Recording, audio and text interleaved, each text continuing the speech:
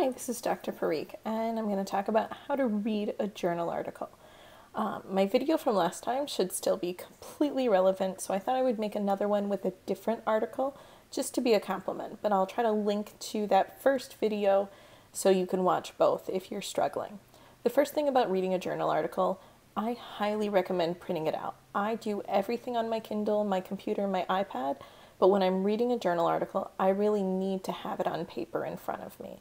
I need to be able to underline and highlight, jot keywords in the margins, just feel it. The next thing is to dedicate a lot of time in a very quiet place. Or I often will go to a coffee shop or even like a McDonald's. I'm very Midwestern, but I'll go somewhere where where I know I work well. Sometimes that's a coffee shop, sometimes it's the library. It kind of depends on my mood, but be realistic about where you can work well and really dedicate 2 or 3 hours for each one. You might have to break it up. You might not be able to read it all at once. And especially while you're building skills, you may have to read it more than once. So the first thing that you see about an article when you're searching is the title. So here the title, To Ink or Not to Ink, The Meaning of Tattoos Among College Students. And you see the authors. That's the first thing you see in your search. The next thing you see is the abstract, which should be a snapshot of the whole paper.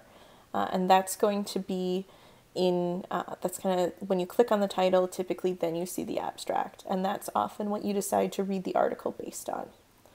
And this one happens to have highlights, which is neat. I honestly didn't look very closely at it, so we'll just see what it is. One thing you'll notice is that every article is a little different. Sometimes articles in the same journal, especially top-tier journals, like the Journal of Counseling Psychology,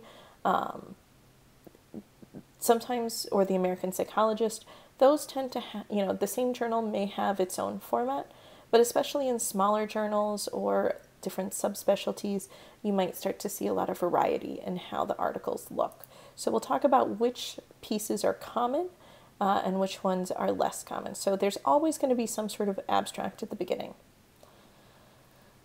As we look here, we see we don't find that roadmap paragraph that I talk about using for an academic paper. Usually articles just jump right in, but we do see a running head because remember, these are printed pages.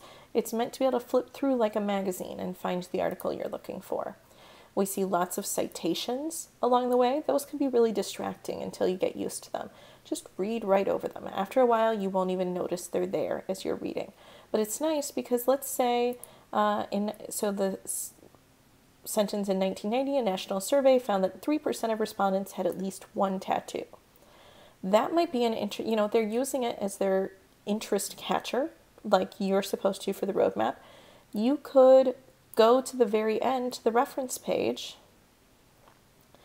and you could find that, what was it?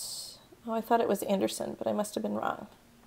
Let me see, what is it? Armstrong and Feld 2000.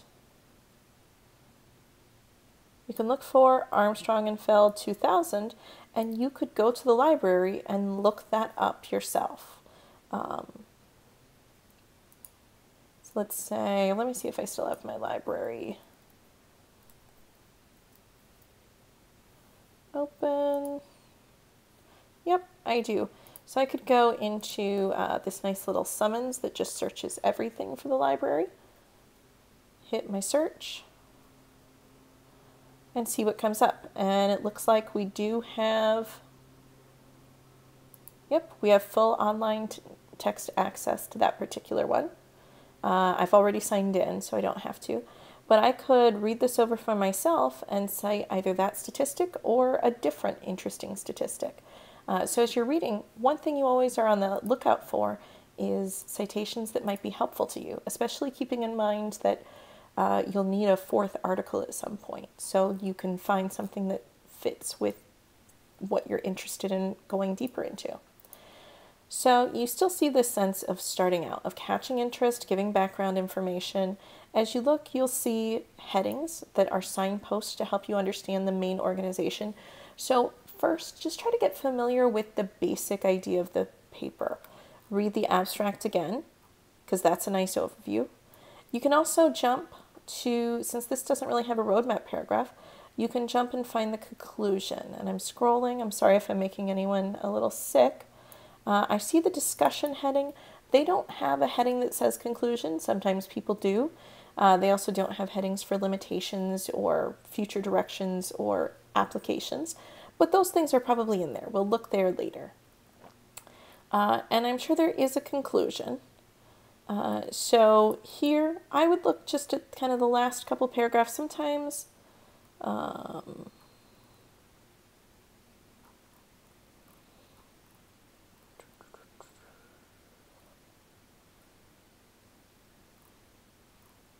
yeah, I would guess that this paragraph here at the end seems to be the conclusion. Everything else seems to be focused on specific findings. So I would read this paragraph, this last paragraph, to try to get a sense of the main idea.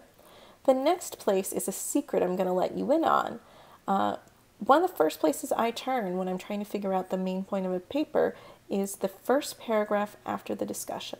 This is often, it's almost like the academics let their guard down and they speak in plain English to you instead of trying to be very technical and show how much they know.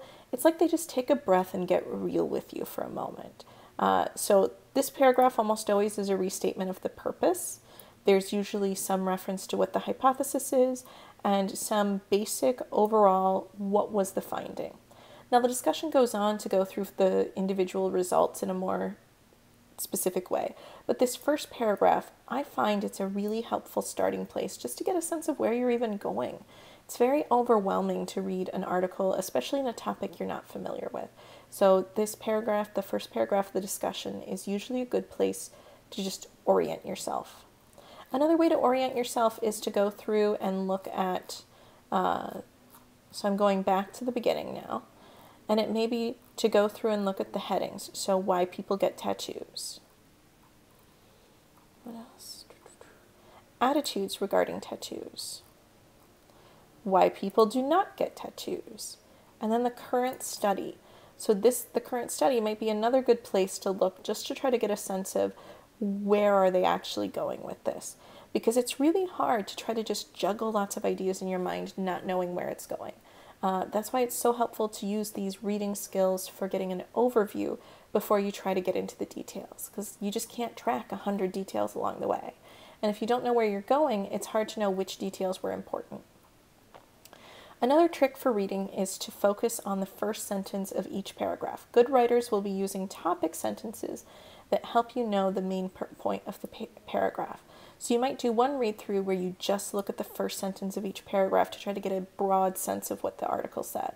So currently the demographic characteristics of tattooed persons show wide variations in gender, age, social class, race, political party, and occupation.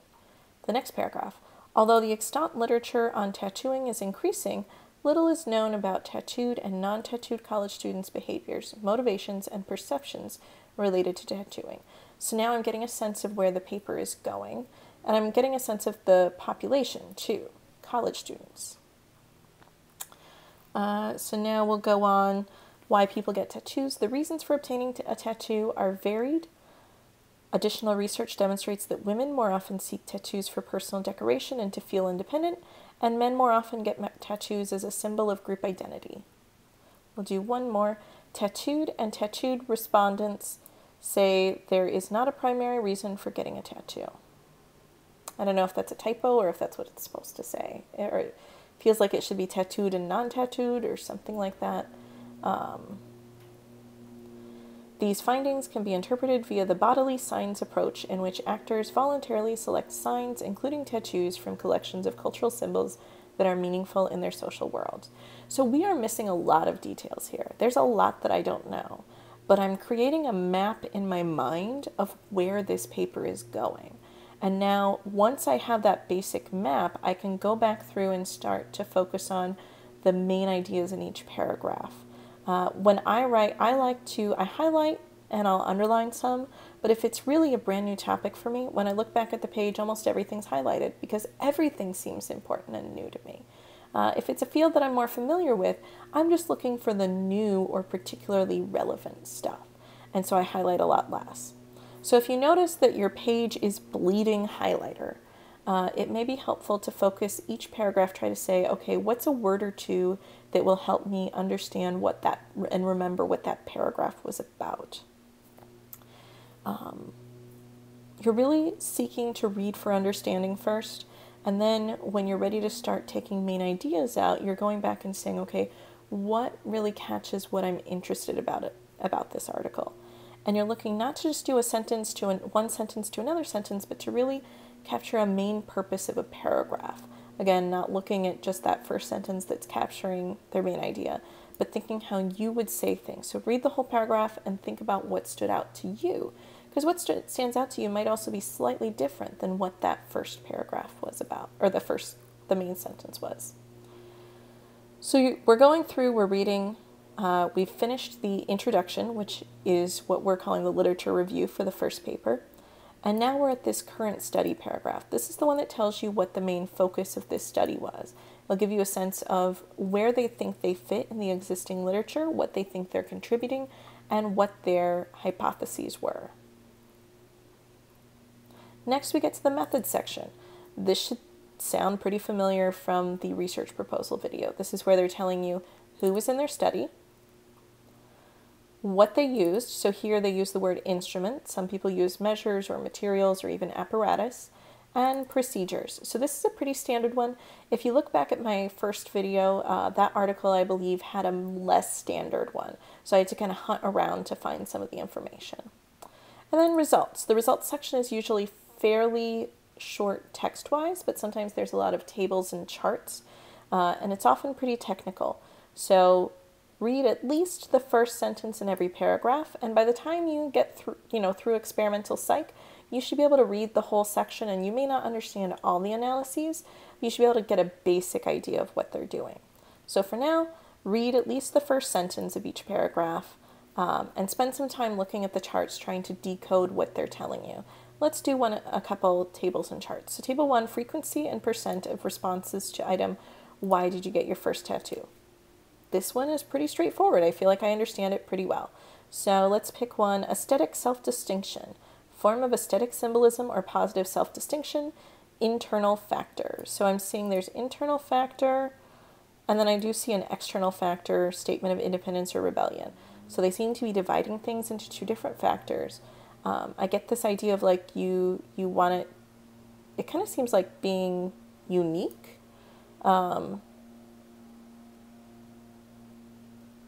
Which is kind of similar to some others, but so that's what that is. Frequency, that's how many people said it. And so we have 25 people, and then percent is just what percent total is that. So there were 190 people total, and so 25%, 25 people would be 13.2%. So that's helpful to know. Let's look for another. So this is a flow chart. This looks like an SEM model.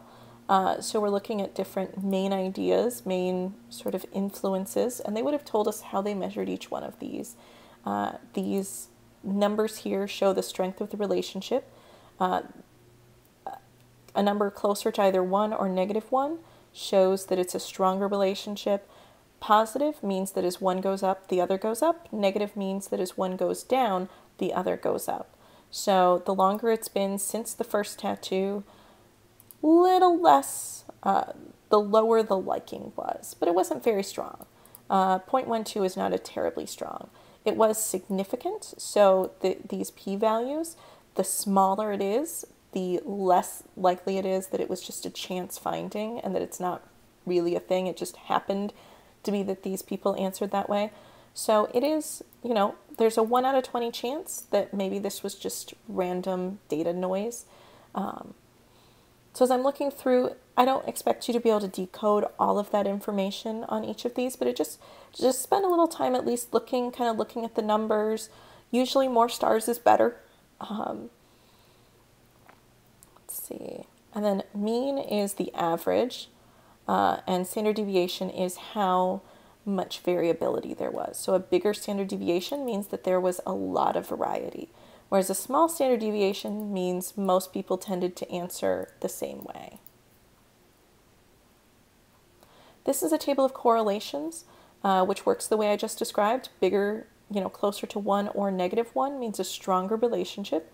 Positive means they both go up at the same time. Negative means is one goes up, the other goes down. And they only give you half the table because the other half, if we've got time since first tattoo, and let's see, number 3 would be studio tattoo. This would be the same as this number because this is where 3 and 5 hit. Excuse me, so that would be exactly the same. And you can always Google how to read a correlation table, how to read an SEM path. So you can Google if you want to know more, but at least spend a little time with each of the tables to get a sense of what's there. Let me see, did I miss, is this all? Yeah, this is all still telling us the results themselves. So just read through, get the best you can. And then once we get to discussion, here's where you need to go back to reading word for word and reading it until you understand it. Because the discussion is written at a level that you should be able to understand everything they're saying. If you don't, go to the Writing Center for help. If there's just 1 or 2 little questions, you could always just ask a librarian. They may be able to help you. Or come to office hours. If it's a specific question, you can email me. But you can also come to office hours for help decoding an article. The Writing Center is going to have more availability. And again, if you would like suggestions of individuals who are good at doing that, these are usually professional tutors, so people who have advanced degrees and this is what they're doing, rather than student tutors who are better at general proofreading and writing skills. So the discussion section is going to go back through each of those results and talk about what it means in the real world. So in the results section, it's focused on the actual analysis and findings. The discussion is focused on what it means in context. And then even if they don't have sections, let's see, I'm looking for limitations now, and I'm not seeing a lot. That's kind of concerning. The discussion section, even if they don't have labels, there should be sections where they talk about what was wrong with their study, or we like to say limitations because it doesn't mean it was a bad study, just what are the boundaries, because no study can be perfect. Usually you'd also like to see them talking more directly about what this could mean in the real world, how people can use this information. And I'm looking here, and I'm seeing a lot of tying things back to the literature, which is good. I'm not seeing a lot of discussion of limitations or direct professional applications. So that's not great. This may be a lower quality journal, a slightly lower quality article. But I mean, it's still useful. It's still interesting. College student journal. I'm not familiar with that one in particular. Yeah. So that's the basics of how you read through a journal article. There's a lot of resources, a lot of people who are willing to help you if you get stuck. But you can't expect it to go fast. It's a skill that has to build, and it's something that just takes time. And again, I'm happy to help. You just got to know ahead of time, because if you email me and say, I desperately need help today and it has to be today, you might get lucky. I might have time that day. But you really have to plan ahead, which is why I strongly refer you to other resources too. Thanks for watching.